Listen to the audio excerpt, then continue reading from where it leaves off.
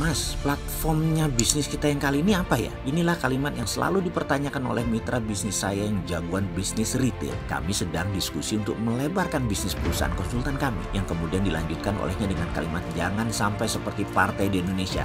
Nggak jelas platformnya. Kalimat itu menohok banget kalau sahabat adalah politikus. Dan saya setuju urusan partai nggak punya platform itu. Selain filosofi, memang platform itu penting dalam bisnis tentunya.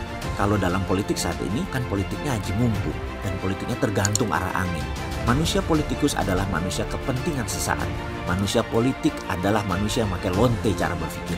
Kebutuhan sesaat kalau nanti ya kumaha engke wae. Inilah perkataan terbuka dari saya dan menantang agar politikus itu jadi bersih dan jadi negarawan. Mau bukti kalau politikus itu saat ini banyak yang belum jadi negarawan? Kita mundur sedikit di mana kita coba bertanya pada nama besar pensiunan tentara seperti Wiranto, SBY, Hendro Priyono, Prabowo, semua jenderal. Tapi mengapa partainya juga ada 4? Hanura, Demokrat, Gerindra, PKPI yang penguasanya adalah mantan petinggi tentara.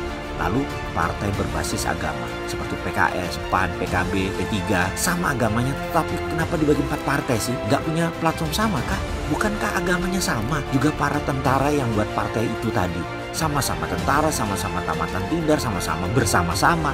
Kenapa mesti 4 partai? Platformnya beda ya? Beda apanya? Beda egonya kali ya? Kemudian partai nasionalis seperti PDIP, Nasdem, Golkar. Apa bedanya? Golkar berkuasa ya begitu juga arah kebijakannya. Ganti PDIP, ya begitu juga. Ganti Demokrat, sama aja. Apa yang beda? Kebijakannya sama. Jadi memang partainya nggak ada platform.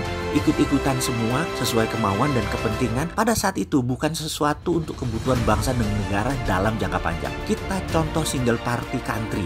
Cina punya platform solid dan platformnya bergeser skala. Platformnya jelas PKC itu, Partai Komunis Cina. Kalau Anda mengatakan Cina itu komunis, Anda kemakan hoax, Anda kemakan kebencian kampanye masa lalu. Kasian kalau begitu melihatnya. Pemahaman yang digeneralisir dan diulang-ulang adalah propaganda. Propaganda pasti ada niatnya. Ketahuilah, Cina itu negara kapitalis sosialis. Ideologinya One Belt, One Road. Komunisme hanya salah satu tool mereka. Bukan ideologi lagi komunisme itu di Cina.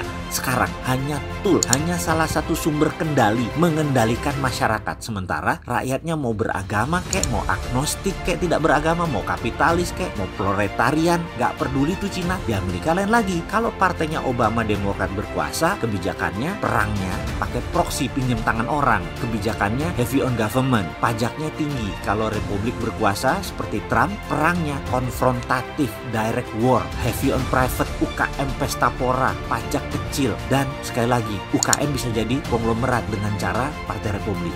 Platform berpolitiknya jelas, kelola negaranya jelas. Kalau Indonesia ganti presiden, ya nanti tergantung pilihan orang sekitarnya, tergantung kepentingan kebutuhan saat itu, dan tergantung maunya oligarki segelintir orang yang menang pilpres. Akan sama antara partai apapun yang berkuasa, karena partai di Indonesia platformnya tidak jangka panjang. Platform partai sederhana banget, yaitu bagaimana menguasai wilayah dengan menang pilkada, menguasai legislatif dan menaruh orangnya di Senayan dan di DPRD. Bagaimana jadiin presiden yang ujungnya menguasai anggaran. Ngono otaknya. Ada yang mikir Indonesia, ada yang mikir NKRI, jauh. Mana? Siapa? Nggak ada kayaknya deh. Dengar-dengar aja rapat mereka. Mereka tujuannya hanya memenangkan pemilu dan bagaimana pejabatnya nanti berkuasa. Sudah, itu doang. Lalu, bagaimana dengan platform bisnis? Demikian saya ditanya lagi.